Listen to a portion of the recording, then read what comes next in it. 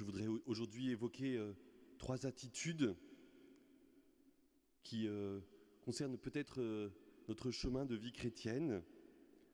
En ce temps du mois d'octobre où hier nous fêtions la fête de Sainte Thérèse de l'Enfant Jésus, et puis aussi pour notre diocèse la Saint-Remy. Et puis avec cet évangile aussi, ces images que Jésus nous donne de cet arbre et de ce serviteur. Et puis cette semaine, le 4 octobre, nous fêtons aussi la fête de François d'Assise, qui peuvent nous aider aussi, Thérèse et François, pour comprendre ce que le Seigneur veut vivre avec nous et pour nous. Thérèse de l'Enfant Jésus, cette jeune Thérèse qui à 15 ans décide de rentrer au Carmel, a un grand désir de vie missionnaire. On pourrait se demander quelle drôle d'idée d'aller dans un Carmel pour la mission, mais c'est la prière qui l'habite, et de servir le Seigneur dans la prière. Mais elle a aussi un désir de fonder des Carmels, et à la fin du 19e siècle, est fondé un Carmel à Hanoï, et elle a envie de partir dans ce Carmel, comme elle aimerait y être envoyée. Mais sa santé est déjà fragile, et elle devra rester à Lisieux pour continuer sa vie de prière et d'offrande. Elle sent en elle, comme elle le dit, un désir d'aimer le Seigneur et de le faire aimer. Elle le vit bien sûr dans le silence de la prière, dans cette vie communautaire cachée, mais elle le vit aussi en portant la mission dans son cœur et en portant tous les missionnaires. Dans son Carmel vont lui être confiés 2 prêtres qui sont partis en mission, avec qui elle aura un échange de lettres abondant. Et elle s'adresse ainsi à un de ces prêtres. « Ma seule arme est l'amour et la souffrance, tandis que votre glaive est celui de la parole et des travaux apostoliques. » Elle intercède et elle soutient aussi par ses lettres ces 2 prêtres. Il y a eu ce week-end, et il y a ce week-end le congrès Mission à Paris, qui est un peu dans cet élan missionnaire aussi, avec toutes ces propositions faites dans l'Église en France. À la suite de Thérèse, il y a peut-être d'abord cet appel à prier. À la fin de la messe, nous prierons pour tous les serviteurs de notre espace missionnaire. Prier, se soutenir et offrir. Il y a chez Thérèse quelque chose de caché dans sa mission, mais cela porte du fruit, et après sa mort, elle sera déclarée patronne des missions par son zèle qui anime son cœur. Mais elle dit dans une de ses lettres aussi qu'elle adresse à ces prêtres qu'elle soutient: « Moi, je peux faire bien peu de choses, ou plutôt absolument rien, si j'étais seule. Mais ce qui me console, dit-elle, c'est de penser qu'à vos côtés, je puis servir à quelque chose. » Notre mission se passe ensemble, se passe parce que chacun, nous prenons notre part dans la prière, dans le soutien et dans l'œuvre missionnaire. Alors demandons à Thérèse aussi de trouver notre part. Son désir qui habite son cœur, elle le regardera tout au long de sa vie, et même si elle ne peut pas partir à l'autre bout du monde, elle continue de soutenir dans sa prière et dans ses lettres ses différents missionnaires. Peut-être pour ça, il faut avoir beaucoup de foi. Et alors nous associons aux apôtres qui se tournent vers Jésus et qui disent « Augmente en nous la foi ». Augmente en nous la confiance dans le Seigneur, dans l'œuvre de Dieu avec nous et pour nous. Et Jésus donne cette image étonnante de cet arbre invité à se déraciner et à se planter dans la mer. Quelle drôle d'œuvre pour la foi! Mais cela vient peut-être sans doute rejoindre l'œuvre du Christ, qui lui va dans sa confiance jusque sur l'arbre de la croix, planté au cœur de la mort. Pour les contemporains de Jésus, les habitants de Palestine, la mer est un lieu de mort. Et quand Jésus marche sur les eaux, il est considéré comme celui qui domine la mort.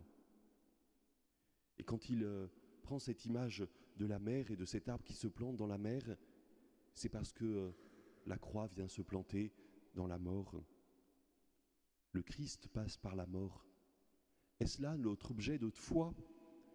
Non, Paul dit avec force que ce qui fait notre foi, c'est la résurrection du Christ. C'est ce passage de la mort à la vie. Et ce passage de la mort à la vie est un don de Dieu. Il n'est pas l'œuvre de puissance et de majesté du Christ. C'est l'œuvre d'amour et l'œuvre de vie du Père.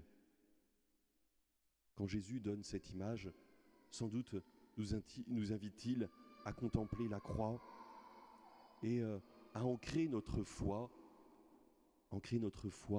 dans cette vie donnée par le Seigneur. Espérer au-delà de toute espérance, parce que la vie donnée par Dieu est toujours plus forte que nos morts. Et si nous avons des difficultés, des soucis, des morts aussi à vivre, des renonciations, nous pouvons aussi entrer dans cette confiance et dans cette foi que le Seigneur est avec nous. Entrer dans ce projet d'amour du Christ qui donne sa vie par amour pour nous. Et puis après, Jésus raconte cette parabole du serviteur inutile. Nous sommes de simples serviteurs, nous n'avons fait que notre devoir. Faut-il alors se mettre à ce service s'il y a si peu de reconnaissance ? Mais en même temps, il y a la vie du maître et la vie des serviteurs. Chacun doit tenir sa place. Avec Dieu, en est-il ainsi ? Jésus commence par dire le serviteur qui vient voir son maître et qui voudrait prendre place avec lui à sa table. Finalement, c'est ce que nous vivons chaque Eucharistie. Le maître, Dieu lui-même, nous invite à sa table. Heureux les invités au repas des noces de l'agneau. C'est Dieu lui-même qui nous invite à partager son festin. Et ce que nous vivons Eucharistie après Eucharistie est comme une anticipation de ce que nous vivrons dans l'éternité avec le Seigneur qui nous ouvre sa table pour nous. Mais justement, le service que nous faisons pour le Seigneur, nous ne le faisons pas pour chercher une reconnaissance. Nous ne le faisons pas pour chercher une place auprès du Seigneur, puisque cette place, elle nous est déjà donnée. Ici, que nous soyons serviteurs réguliers ou occasionnels, que nous venions régulièrement à la messe ou uniquement aujourd'hui, nous sommes tous invités par le Seigneur. Venez partager avec moi la joie de ces noces. Et le Christ lui-même se donne en nourriture sur cette table. Et alors notre service, il est vécu non pas comme une attente d'une récompense, mais comme une réponse à cet amour du Seigneur. Servir parce que le Seigneur s'est fait serviteur, inviter à notre table parce que le Seigneur nous invite à sa table, rester humble et discret parce que le Seigneur est doux et humble de cœur. C'est par imitation du Seigneur que nous nous mettons au service, non pour réclamer une récompense. Et c'est ce que François d'Assise aussi découvre dans sa vie, se mettre au service du Seigneur, humblement, en épousant d'âme pauvreté, comme il aime le dire, en choisissant l'humble voie du service et de la renonciation à la gloire, à la puissance, à l'argent, pour se mettre plus près de tous et des plus pauvres particulièrement. On peut penser à cet épisode où François croise ce lépreux et vient l'embrasser, signe de son amour et de sa compassion, de sa disponibilité pour tous et particulièrement pour les exclus. humble serviteur qui, à la fin de sa vie, ne voyant plus, continue de chanter les œuvres du Seigneur, et malgré les tensions et les dissensions au cœur de sa communauté naissante, accepte d'être mis à l'écart et d'être disponible dans la prière et le service humble et caché. François d'Assise, dans son amour pour la création, montre d'abord et fortement un amour pour les plus pauvres et les exclus. C'est sa disponibilité, c'est son service. Alors, frères et sœurs, demandons avec Thérèse, dont nous fêtions hier la fête, avec François, dont nous fêterons après-demain la fête, de pouvoir aussi être ses serviteurs humbles et discrets pour se mettre à la suite du Christ, à son exemple, pour comprendre aussi ce chemin de la croix, qui est un chemin de vie, non comme nous l'aurions cherché, mais comme le Seigneur le donne. Nous avons à choisir d'aimer et d'aimer jusqu'au bout, et l'œuvre de vie, d'amour du Père peut alors produire du fruit en abondance. Thérèse, dans son Carmel aussi, dans son humble prière, va permettre à Dieu de produire du fruit en abondance, elle dont les reliques traversent aujourd'hui le monde pour venir renforcer notre foi.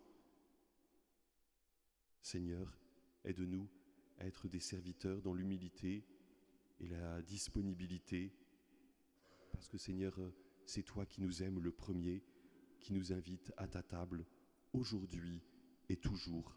Amen.